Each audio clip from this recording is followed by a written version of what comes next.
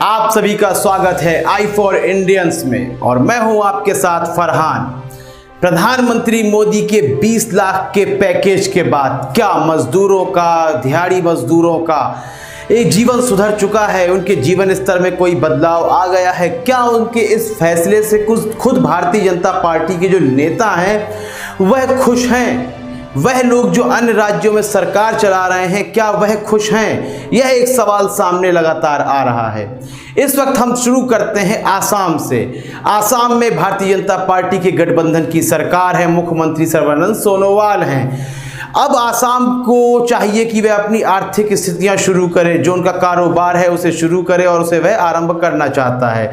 लेकिन मौजूदा समय में गुवाहाटी में फिर नए मामले सामने आ जाते हैं। करीब 28 मामले सामने आए हैं गुवाहाटी में, और आसाम में जो ग्रीन जोन थे वह भी अब फिर से रेड या ऑरेंज जोन की तरफ जा रहे हैं। वहां फिर से लगातार मामले सामने दिखने लग रहे हैं। तो जो रेड जोन, ग्रीन जोन और ऑरेंज जोन में राज्यों को बांटा गया था, जिलों को बांटा गया था, यह राज्य सरकार का फैसला नहीं था बल्कि केंद्र सरकार द्वारा जोन बनाए गए थे। इसी पर गठबंधन दल की सरकार है।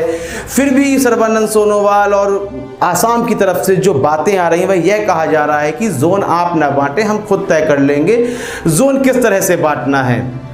तो इस 20 लाख करोड़ की घोषणा के बाद यह बात कही जा रही थी किसान खुश है कि खुश नहीं है, मजदूर खुश है या खुश नहीं है। तो वही एक घटना और भी सामने आ जाती है इंदौर की। आपने खुद देखा होगा कि एक व्यक्ति है जो बैलगाड़ी में बैल के स्थान पर है और गाड़ी को घसीटता हुआ लिया जा रहा है। आप देख सकते हैं इस वीडियो में, इसको देखिए।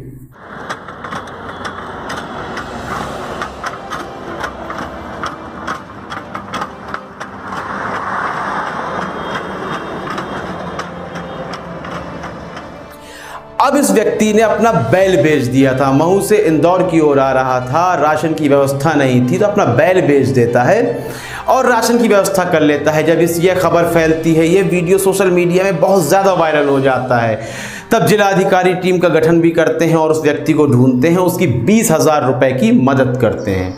यहाँ मकसद यह नहीं है कि उसकी 20,000 रुपये की मदद की गई, बल्कि हमारा कहना यह है, हम इस बात का विश्लेषण कर रहे हैं कि जब आपने एक पैकेज की घोषणा कर दी है फिर भी मजदूरों को और जो लोग अपने घरों की ओर कूच कर रहे हैं उनको क्या आवश्यकता पड़ गई कि उन्हें अभी भी पैदल जाना पड़ रहा है, अपना बैल बेचना पड़ रहा है? क्योंकि उन्हें अभी भी उम्मीद नहीं है कि उनके जीवन स्तर में कोई बदलाव आने वाला है।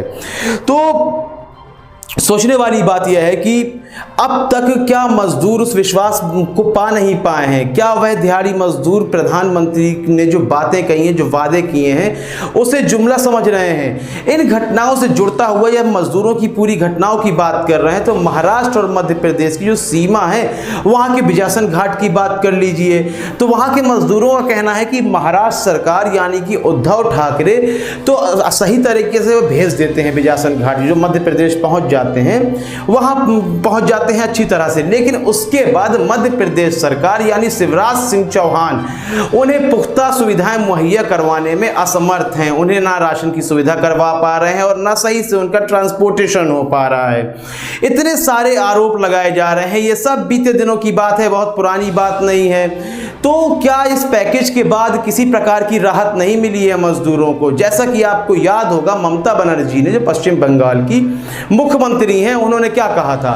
उन्होंने कहा था कि इस घोषणा के बाद भी राज्य पर जो भार था वह भार तो बना हुआ है, हमारे लिए यह घोषणा शून्य के समान है, हमें किसी प्रकार का फायदा नहीं होने वाला है। फिर चाहे बिजासन घाट की बात करें, चाहे वह बैलगाड़ी खींचते हुए मजदूर की बात करें, या फिर आप आसाम में सर्बानंद सोनोवाल की बात करें, जिस तरह से वह कह रहे हैं कि अब आर्थिक कार्य यहाँ शुरू हो जाने चाहिए, रोजगार शुरू हो जाना चाहिए, तो क्या प्रधानमंत्री मोदी की इस 20 लाख करोड़ की योजना पर पानी फिर चुका है? क्या राज्य खुश नहीं है?